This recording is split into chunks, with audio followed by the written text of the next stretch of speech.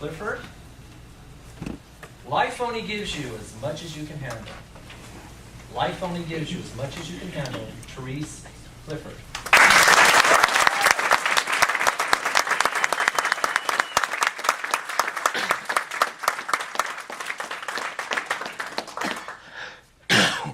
We are told in life that you will only be given as much as you can handle. But what happens when we are pushed to our limit? Mr. Toastmaster, members and guests, the day I was told I was pregnant was one of the happiest days of my life. I was very much in love with the father. We were best friends. We were inseparable. And I couldn't wait to share my news. That night, we drove over to the beach. We sat on a park bench. I looked at him and I said, "I'm pregnant."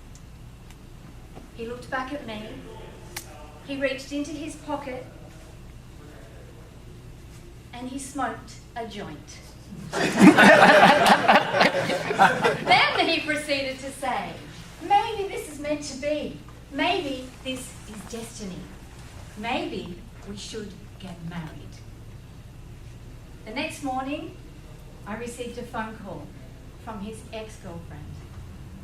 She said, "I know that you're pregnant, but we are still in love and we are getting back together."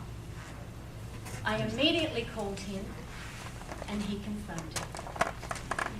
And in that moment, my heart broke.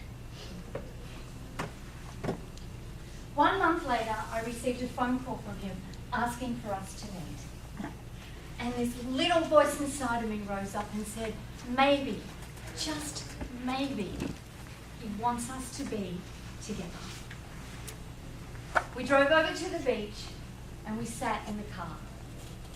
He looked at me and he said, "My girlfriend and I have decided that if you don't want the baby, we'll take it."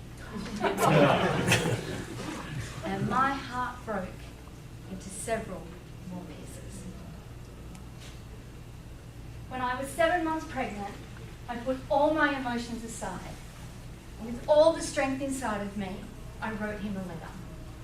And I said, for the sake of the baby, if you would like to be involved, then I would love your support. 1 month later, I received a letter.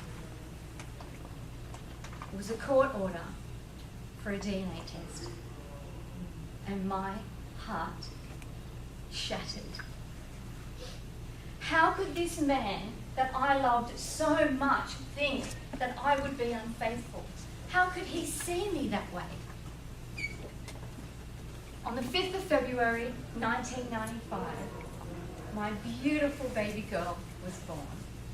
And that was the best day of my life. I was so filled with unconditional love. And on that day, my heart healed. 2 months later, we went for the DNA test. And 6 weeks after that, to the very day that the test results came back, he called. "I knew you were right. I knew she was mine. Oh my gosh, I love the name that you've chosen. Is that her I can hear in the background? Can I see her?" And I'm thinking, is he serious? Clearly he's stoned. Again. But this little voice inside of me rose up and said, maybe, just maybe, he wants us to be a family. So I said, yes, you can see her. He came to visit and he played happy family. He came back the next day, and the moment I opened the door, I could clearly see that he was high. I told him to leave. The next several years were a roller coaster of court orders, inconsistent visits, not showing up at all, and emotional turmoil. And all I wanted to do was to protect my baby girl from it. But all I really could do was to heal myself. Because by healing myself, I knew that she would see that. She would feel that. And I knew that that would help her. That's all I could do. To heal myself, I would look to the love in my heart. That allowed me to release him, to let go of what was or what could have been. I may have been pushed to my limit, but in the end, I received the prize, the gift of life, the gift of love. And I know with every part of my being that she was sent to heal my broken heart. Mr. Toastmaster.